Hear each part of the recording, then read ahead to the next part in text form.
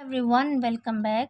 आज आप फिर से एक नई स्टोरी पढ़ने वाले हैं और इसका टाइटल है अप्रिसिएशन ऑफ हार्ड वर्क। इसे मैं एक एक वर्ड की हिंदी मीनिंग के साथ एक्सप्लेन करूंगी और ये जो मेथड है ट्रांसलेशन मेथड, ये इंग्लिश सीखने का बेस्ट मेथड है। इससे आप कई चीज़ें एक साथ सीख पाते हैं। तो चलिए शुरू करते हैं। सबसे पहले टाइटल है अप्रिसिएशन ऑफ हार्ड वर्क। इसका मतलब होता है मेहनत की सराहना। अप्रिसिएशन मीन्स होता है सराहना और हार्ड वर्क मतलब होता है मेहनत।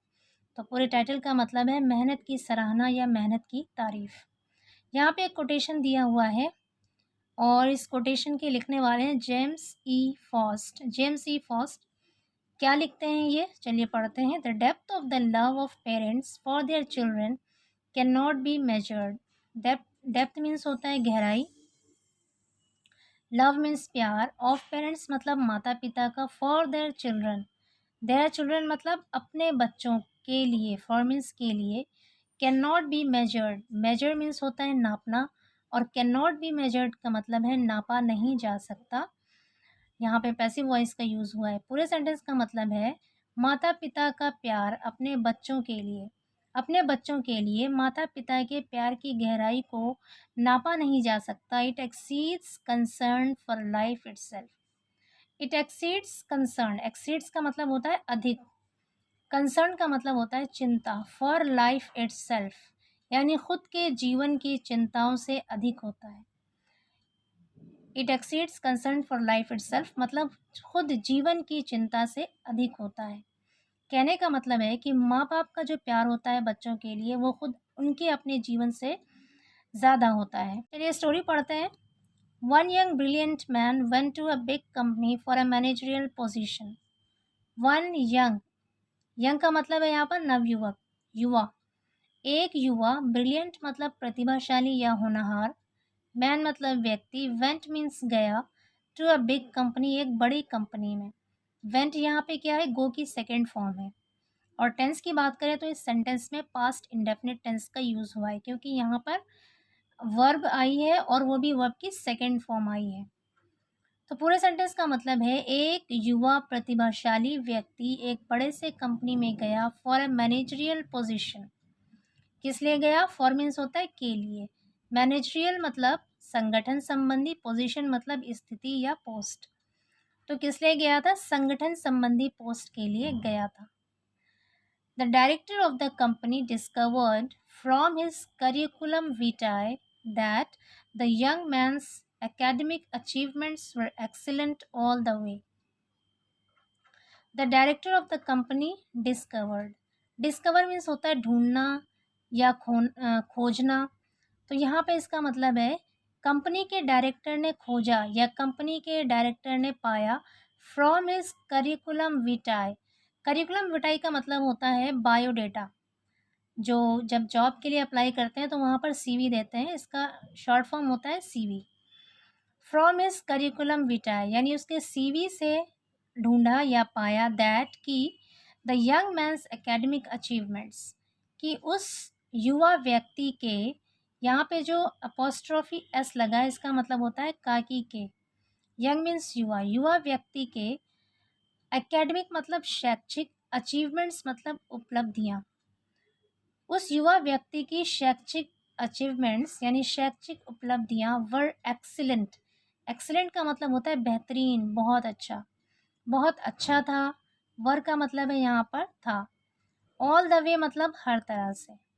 तो पूरे सेंटेंस का मतलब है कि डायरेक्टर ऑफ द कंपनी यानी उस कंपनी के डायरेक्टर ने पाया या ढूंढा फ्रॉम हिज करिकुलम विटाe उसके सीवी से यानी उसके बायोडाटा से ये पाया दैट कि the young man's academic achievements, कि उस युवा व्यक्ति की शैक्षिक उपलब्धियां were excellent all the way हर तरह से बेहतरीन थीं। Never had he performed below distinction. Never का मतलब होता है कभी नहीं, हैड परफॉर्म्ड, यहाँ पे आप देख सकते हैं हैड के साथ परफॉर्म्ड वर्ब की थर्ड फॉर्म है, तो यहाँ पर पास्ट परफेक्ट टेंस का यूज़ हुआ है। नेवर हैड ही परफॉर्म्ड, उसने कभी भी परफॉर्म नहीं किया था यानी प्रदर्शन नहीं किया था बिलो डिस्टिंक्शन। डिस्टिंक्शन का मतलब होता है विशिष्टता, बिलो मतलब नीचे, यानी विशिष्टता से नीचे उसने कभी भी परफॉर्म नहीं किया था, इतनी अच्छी उसकी एकेडमिक अचीवमेंट थी। The director during interview asked him, उस डायरेक्टर ने इंटरव्यू के दौरान, ड्यूरिंग मतलब के दौरान, आस्क्ड पूछा, हिम उससे, did you obtain any scholarship, क्या तुमने कोई स्कॉलरशिप प्राप्त किया या तुम्हें कोई स्कॉलरशिप मिली। ऑब्टेन मीन्स होता है प्राप्त करना या मिलना या हासिल करना। और यहाँ पर डिड के साथ वर्ब की फर्स्ट फॉर्म आई है। यहाँ पर पास्ट इंडेफिनिट टेंस का इंट्रोगेटिव सेंटेंस है, क्योंकि सवाल पूछा जा रहा है तो सेंटेंस क्या है, इंट्रोगेटिव है। और जब टेंस की बात करें तो ये पास्ट इंडेफिनिट टेंस है, क्योंकि यहाँ पर हेल्पिंग वर्ब डिड आया है। तो पूरे सेंटेंस का मतलब है, did you obtain any scholarship, क्या तुम्हें कोई स्कॉलरशिप मिली। द यंग मैन आंसर्ड, युवा व्यक्ति ने जवाब दिया। आंसर मीन्स होता है जवाब देना, आंसर्ड सेकंड फॉर्म है यहाँ पे वर्ब की। तो युवा व्यक्ति ने जवाब दिया, नन, कोई नहीं, यानी कोई स्कॉलरशिप नहीं मिली। द डायरेक्टर आस्क्ड, डायरेक्टर ने पूछा। आस्क मीन्स होता है पूछना, और आस्क्ड यहाँ पर वर्ब की सेकंड फॉर्म है। और जहाँ पर भी वर्ब की सेकंड फॉर्म आती है वहाँ पे समझ जाइए कि पास्ट इंडेफिनिट टेंस का यूज़ हुआ है, क्योंकि पास्ट इंडेफिनिट टेंस का जो सेंटेंस स्ट्रक्चर होता है वो होता है सब्जेक्ट प्लस वर्ब की सेकंड फॉर्म प्लस ऑब्जेक्ट। तो यहाँ पर वर्ब की सेकंड फॉर्म है। द डायरेक्टर आस्क्ड, डायरेक्टर ने पूछा, was it your father who paid for your school fees. Was it your father, क्या तुम्हारे पिता थे, हु जिन्होंने, यहाँ पर हु का मतलब है जिन्होंने या जो, जिन्होंने पेड चुकाया फॉर योर स्कूल फीस, तुम्हारे स्कूल की फ़ीस को। क्या तुम्हारे पिता ने ही स्कूल की फ़ीस को चुकाया था। द यंग मैन आंसर्ड, युवा व्यक्ति ने जवाब दिया। अगेन यहाँ पर answered second form of the verb, verb की सेकेंड फॉर्म है, तो यहाँ पर भी पास्ट इंडेफिनिट टेंस का यूज़ हुआ है। आंसर मीन्स होता है जवाब देना या उत्तर देना, और आंसर्ड मतलब जवाब दिया। युवा व्यक्ति ने जवाब दिया, my father passed away. Pass away मतलब होता है डाई, मतलब मरना। माई फादर पास्ड अवे, मेरे पिता की मृत्यु हो गई थी। अगेन यहाँ पर देखिए पास्ट लिखा है, सेकेंड फॉर्म है यहाँ पे वर्ब की। पास्ड अवे मतलब मृत्यु हो गई थी। व्हेन का मतलब है यहाँ पर जब, सेंटेंस के बीच में आया है।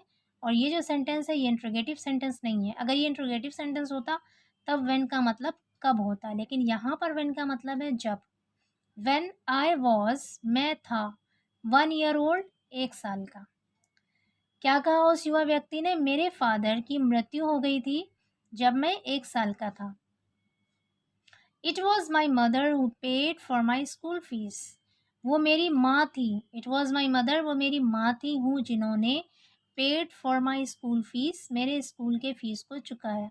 यानी मेरी माँ ने ही मेरी स्कूल की फ़ीस को चुकाया। द डायरेक्टर इंक्वायर्ड, डायरेक्टर ने पूछा। इंक्वायर का मतलब भी होता है पूछना, और यहाँ पर ईडी लगा हुआ है तो अगेन यहाँ पर वर्ब की सेकेंड फॉर्म है। द डायरेक्टर इंक्वायर्ड, डायरेक्टर ने पूछा, where did your mother work. Where मतलब कहाँ, डिड पास्ट इंडेफिनिट का हेल्पिंग वर्ब है, योर मतलब तुम्हारा या तुम्हारी, मदर मतलब माँ, वर्क मतलब काम करना। तुम्हारी माँ कहाँ काम करती थी। द यंग मैन रिप्लाइड, युवा व्यक्ति ने या नवयुवक ने, रिप्लाइड मतलब जवाब दिया। देखिए आंसर मतलब भी होता है जवाब देना, और रिप्लाई मतलब भी होता है जवाब देना। और अगेन यहाँ पर ईडी लगा है, वर्ब की सेकेंड फॉर्म है। युवा व्यक्ति ने जवाब दिया, my mother works as a clothes cleaner. Clothes मतलब कपड़े, क्लीनर मतलब साफ करने वाला। तो कपड़े साफ करने वाले को क्या कहते हैं, धोबी। तो इसका मतलब क्या है, मेरी माँ काम करती हैं, वर्क्स, वर्क्स यहाँ पर एज अ वर्ब यूज़ हुआ है। मेरी माँ काम करती हैं, और यहाँ पर वर्ब के साथ एस लगा है, क्योंकि ये क्या है, माई मदर एक सिंगुलर सब्जेक्ट है। और जब सिंगुलर सब्जेक्ट के साथ वर्ब की फर्स्ट फॉर्म में ऐसे यस लगा होता है तब वहाँ पर प्रेजेंट इंडेफिनिट टेंस होता है। ये आपको याद रखना है। माई मदर वर्क्स, मेरी माँ काम करती हैं, एज अ क्लोथ्स क्लीनर, एक धोबी के तौर पर, एक धोबन के तौर पर मेरी माँ काम करती हैं। The director requested the young man to show his hands. Request मतलब गुजारिश करना, और यहाँ पर ईडी है तो रिक्वेस्टेड हो गया। तो रिक्वेस्टेड वर्ब की सेकेंड फॉर्म है, तो पास्ट इंडेफिनिट टेंस का यूज़ हुआ है यहाँ पे। द डायरेक्टर रिक्वेस्टेड, डायरेक्टर ने गुजारिश की, द यंग मैन उस युवा व्यक्ति से, टू शो दिखाने के लिए, हिज हैंड्स अपने हाथों को। यानी उस डायरेक्टर ने उस युवा व्यक्ति से अपने हाथों को दिखाने की गुजारिश की। उससे कहा कि तुम अपने हाथ दिखाओ। The young man showed a pair of hands. A pair of hands का मतलब है दोनों हाथों को। शोड मीन्स दिखाया। अगेन यहाँ पर शो के साथ ईडी लगा हुआ है, ये भी वर्ब की सेकेंड फॉर्म है। द यंग मैन शोड, उस युवा व्यक्ति ने दिखाया, अ पेयर ऑफ हैंड्स, अपने दोनों हाथों को, दैट वर, जो थे। यहाँ पे दैट का मतलब है जो, वर मीन्स थे, स्मूथ का मतलब होता है चिकने, चिकना बिल्कुल, एंड परफेक्ट, परफेक्ट का एक मतलब खूबसूरत भी होता है और बहुत बढ़िया भी होता है। That were smooth and perfect, जो चिकने थे, एंड परफेक्ट और खूबसूरत थे यानी बढ़िया थे, यानी उन हाथों में कोई भी निशान नहीं था। तो पूरे सेंटेंस का क्या मतलब है? उस युवा व्यक्ति ने अपने दोनों हाथों को दिखाया जो चिकने और खूबसूरत थे।